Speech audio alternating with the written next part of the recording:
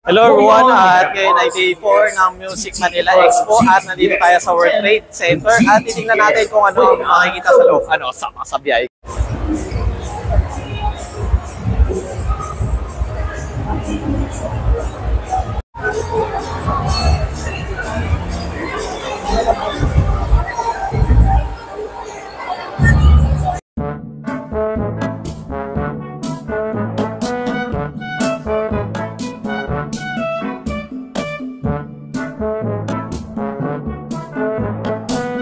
Hello everyone, at nandito tayo sa World Trade Center at ngayon ay day 4 ng Music Manila Expo. Kasama natin si Sir Lucas. Hello. At tingnan natin kung ano yung mga available na trans sa kanila kasama sa biyay ko. Then sir, regarding po pala dito, ano pala yung mga best feature na meron dito, sir? Ito pala yung bagong model ni Alesis. This is the Strata Prime. So ito yung pinaka one of newest ano nila, top of the line na model. Yung module kasi nito, it's already a touch screen. So switch on lang natin para makita nyo. So meron siyang usually kasi yung mga dati nating electronic drums is naka PL, naka individual PL yung out. So ngayon kasi si Strata Prime is naka XLR out na siya. So and then yung hi-hat niya is meron na siyang virtual hi-hat. So para na talaga siyang drums. So kailangan mo lang siyang i-purchase ng hi-hat stand kasi hindi siya included dun sa package niya. Also pedal. So lahat siya is mesh drum head. So it has size 14 snare, an 8, a 10, then a 12, and then another 14 na toms. So yung mga cymbals nito is 360. So kahit saan mo siya tamaan, kahit umikot man yan, tutunog pa rin siya. Unlike yung mga entry level na mga drums is one side lang. So ito kasi is 360. So meron din siyang choke enable, then 3 zone. Usually kasi ang mga 3 zone natin is mga ride lang. Ito kasi kahit sa crash meron na siyang bow, may edge, tsaka yung shoulder niya. So may tunog lahat yan. Also the ride, siya bell, shoulder, tsaka yung edge. So pwede mong i-crash pa rin tong ride na like na typical na mga players or drummers na ina-crash nila yung ride. So yan, ito yan. So another crash ulit. So both are 16, then at 18. Sir, sa ganito pala sir, magkano po yung package, sir? Yung price nito, ang SRP niya is 250,000. So SRP yon. So ito na yung module niya. So meron siyang naka-preset na 73 banks na mga tunog or bank or kumbaga preset niya. And then itong 74, pwede kang mag-assign each pad ng mga tunog. It has thousands of sound samples. So pwede mo siyang palitan. Yan. So touchscreen siya. So lahat ng settings nito, pwede mo i-tweak siya from the kick, the snare, the toms. Yan. Also the hi-hat. So kung gusto mo na medyo mas responsive pa. And then the ride, yan, crash. So meron kasi itong open pa sa likod na another slot ng I think 2 crash pa. So soon kasi maglalabas si Alesis na expansion pack para dito. So ngayon ano pa lang, bali yung kit pa lang ang meron tayo. Sir, bali made in ano pala si Alexis? It's made from Taiwan. So yan siya. Then pwede mo siyang, yan, makikita mo na yung pwede mong palitan yung size ng kick.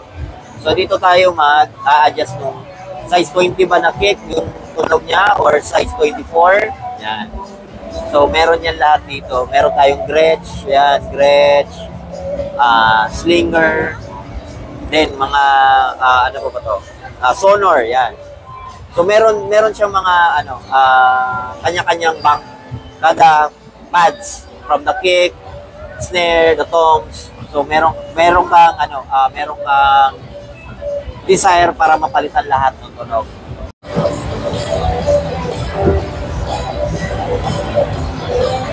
Then sir, regarding naman po dito sir, ano naman po yung pinakaiba niyo sa ibang drums?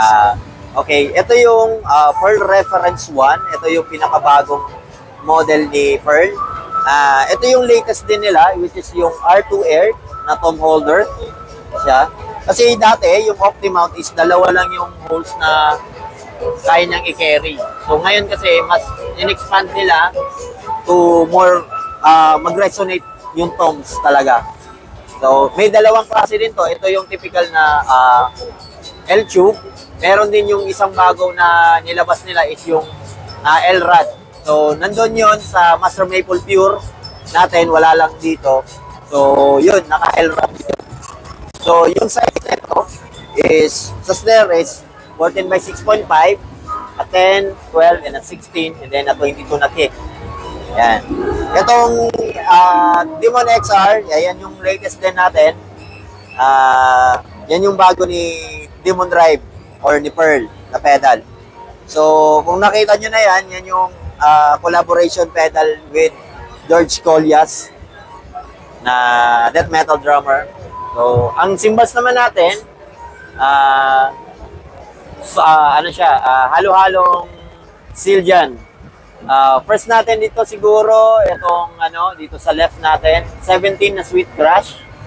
Ito yung bago rin. And then, this is A China Low. Yan siya. 17. Then, sa Crash, ito yung EFX na 18. Then, sa hi-hat, Sweet, K-Sweet na 15. A Custom na 8. Splash, then K-Splash na 10, then another is a 19 na Sweet Crush, then 21 na Sweet Ride, then 13 na New Beat Hi-Hat, and then size 20 na Oriental China. So, ito rin, naka-install din siya sa drum rack ni Pearl. Yan. So, Sir, sa ganito po, magkano po yung yung sa drum set natin, naka-SRP siya ng 378,000. So, ang kasama naman nun is yung all hardwares, except, kasi ito naka-XR kasi nakalagay, pero yung nakalagay sa kanya is yung red line na Pearl. Then, wala lang siyang Throne. So, yan lang. Sir, regarding pala sa mga first time na bibili sa mga drum, sir, is kunwari, papadeliver sa bahay, pwede rin sila magpa-setup sa inyo, sir? Pwede naman. Depende yan sa store, sa staff or sa manager kung meron silang available na pwede mag-assemble or siguro after ng duty, pwede natin i-assemble. Yan. Depende na lang sa kung kailan din available yung staff na pwede mag-setup. Then, sir, regarding naman po dito, sir. Ayan. Ito yung isa sa mga bagong model din ni Pearl. Ito yung Pearl Midtown.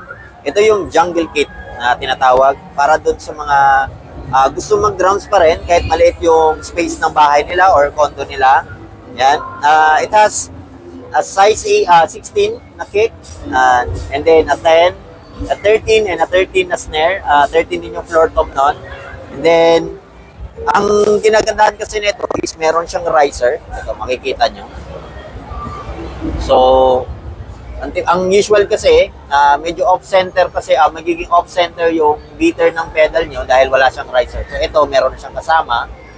And then, ang kasama sa package nito is hi-hat stand, boom stand, tapos ito, naka-mount na yung cymbals or right dito sa mismong bass drum niya. So, itong design kasi na to, ito, is kung na-familiar kayo dun sa Pearl na President, ganito yon. Yung sa mga 1970s nila na kit, yan, nakaganyan siya. And then, kasama rin tong pedal natin. Yan. Ito lang ang hindi kasama. Ito is yung drum throne. Tapos, ang SRP nito, napakamura lang. 25,000. 25,000. Nice. Sir, sa mga gatong age, ano yung pwedeng para sa mga... Sa age naman, siguro para sa akin perfect na mag-start siguro yung bata na mag-drums is around 7 years old. 7 years old. Tapos abot nila to, sobrang abot nila to. Yung kasi pwede mo i-adjust kasi yung height nito ng bass drum. So para maabot talaga ng bata, like smaller kids. Yan, abot nila to. Tapos sa mga like maliit na mga condo or mga kwarto, yan, pwede rin to sa kanila. And then sa mga gig or magbabasking, pwede rin to kasi stackable naman to eh. So, Then, pwede mo sir, siyang bitbitin. regarding naman po sa mga maintenance, sir, ano pala yung nito kasama? Pag pinili, sir? maintenance, wala eh. Usually, lang, ang kasama nito, may spare lang siya na tension rod, kung mawala, ganyan. Yan lang siya, yung usually na kasama lang yan. Then, paano pala sila makaka-order, sir, sa mga ganito, sir? Ayun. Sa gusto mag-order nito, like the Midtown, pwede kayong pumunta sa mga pinakamalapit na JB Music na malapit sa inyo, or meron din kami sa Lazada and Shopee. So, pwede kayong mag-order doon kung ayaw nyo nang pumunta sa store, or pero mas maganda pa rin na makita nyo yung actual na kulay. It has 3 colors. Ito, yung naka-display natin is yung matte red. Meron din tayong matte black and a white. Yun yung mga kulay netong Midtown. Then, para sa sir, mode of payment, ano naman po yung mga tinatanggap, sir? Usually? Okay, sa mode of payment is pwede tayo sa cash and credit card. So ngayon kasi, currently nagra-run tayo ngayon ng promo Big Down for Sale. Itong Midtown na to is naka less than % and then 18 months for the credit card. So mas magaan siya bayaran pero mahaba lang yung pero at least maliit lang yung kaltas kasi 18 months naman eh. Yun. Just in case pala, sir, kunwari, ganyan, may naputol, may nabali, saan pala yung customer service para Ayun. sa mga repair? Sa mga repairs naman, usually naman kasi sa mga ganito, ang madalas lang talaga nasisira niyan is yung lugs or yung swivel nut na ganito. Ganyan. Available naman yan sa mga stores namin. Swivel nut ang tawag sa ganyan. So, yun yung mga cause na nag-overtight. Pero kung once na kasi na nakatono na yung drums mo, madalas lang naman kasi ina-adjust dito is yung snare. Pero wala pa naman ako masyadong na-encounter about doon. Pero ito, yan lang madalas ito. Yung swivel nut na yan, which is available naman yan, na pwede natin i-purchase or pwede tayo maglagay ng spares na lang. Visit nyo yung pinakamalapit na JB Music sa inyo. Meron din kami na, which is yung flagship store namin along EDSA. Pwede nyo i-visit nun. Makikita nyo lahat ng mga drums na to. From the starter to high-end natin. Yan, makikita nyo yun doon. And then, meron din tayo dito na another showroom na malaki din dito sa Makati. This is along Arnaiz. Katabi siya ng Dusit Hotel. So, visit nyo yun. Or any JB Music na malapit sa inyo. So, hello everyone, at nagbabalik tayo sa Game 1. At syempre, kasama natin